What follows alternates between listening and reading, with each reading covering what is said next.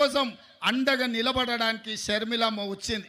ఇవాళ కొంతమంది మాట్లాడుతున్నారు, రాజశేఖర రెడ్డి గారికి షర్మిలమ్మకు ఎట్లా ఆయన వారసత్వాన్ని క్లెయిమ్ చేస్తుందని. నేను ఆ సోయిలేని వాళ్ళని ఒక మాట అడగదలుచుకున్నా.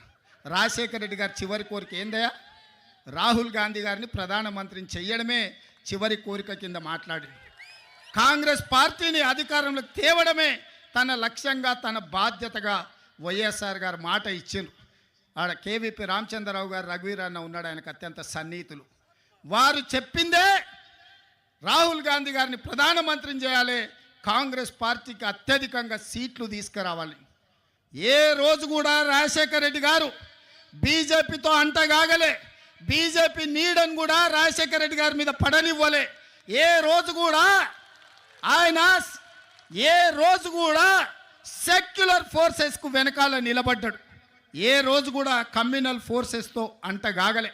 అధికారం ఉన్నా, అధికారం లేకపోయినా, కేసులు పెట్టినా, జైల్లో పెట్టే పరిస్థితి వచ్చినా, ఒక ప్రజాస్వామికవాదిగా, ఒక సెక్యులర్ నాయకుడిగా వైఎస్ఆర్ నిలబడ్డాడు.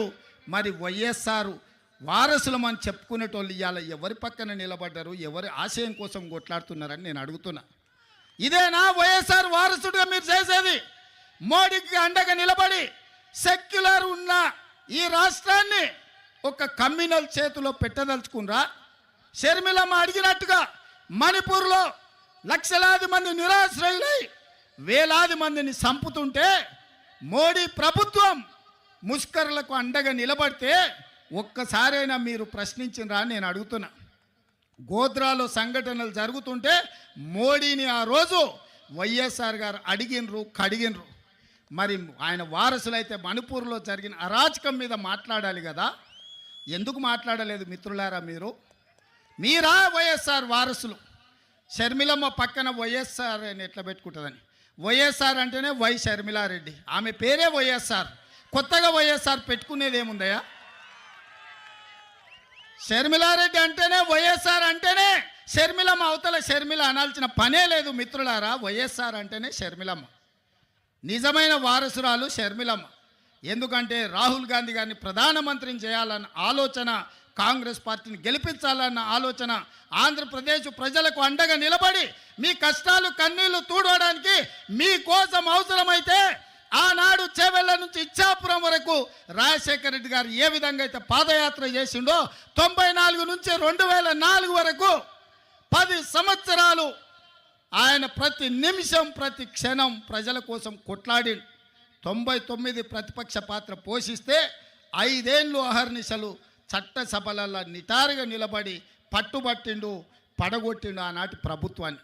మరి ఇవాళ మిమ్మల్ని అడగదలుచుకుని వేదిక మీద నుంచి ఆంధ్రప్రదేశ్ ప్రజలు, మీరు విజ్ఞులు, తెలివి కల్లోలు, ప్రపంచంలోనే ఆంధ్రప్రదేశ్కు సంబంధించిన వాళ్ళు ఐటీ రంగాలలో, ఫార్మా రంగాలలో, ఐఏఎస్లలో, ఐపీఎస్లలో రాణించిన వాళ్ళు, ప్రపంచానికి ఒక దిక్సూచిగా మారిన వాళ్ళు ఈ ప్రాంతం నుంచి ఉన్నారు.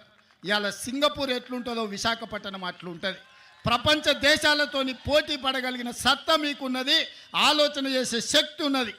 మరి ఇవాళ మీ తరఫున కొట్లాడేటోళ్ళు ఉండాల్సిన అవసరం ఉందా లేదా ఆలోచన చేయండి. ఇవాళ మీరు ఆలోచన చేయండి. జగన్ అయినా, బాబు గారైనా, పవన్ కళ్యాణ్ అయినా మోడీని ఎదిరించి నిలబడే శక్తి వాళ్ళకు ఉన్నదా? మరి వాళ్ళకి లేనప్పుడు ప్రశ్నించే గొంతుగా షర్మిలమ్మ ఈ రాష్ట్రంలో కాంగ్రెస్ పార్టీకి అండగా నిలబడి మిమ్మల్ని అందరినీ మీ కష్టాలలో తోడుగా ఉండాలని వచ్చినప్పుడు ఆశీర్వదించాల్సిన అవసరం ఉందా లేదా మీరు ఆలోచన చెయ్యండి. ఇవాళ పాలించే నాయకులు కాదు, ప్రశ్నించే గొంతు కావాలి. మీ తరపున నిలబడి కొట్లాడే నాయకురాలు కావాలి.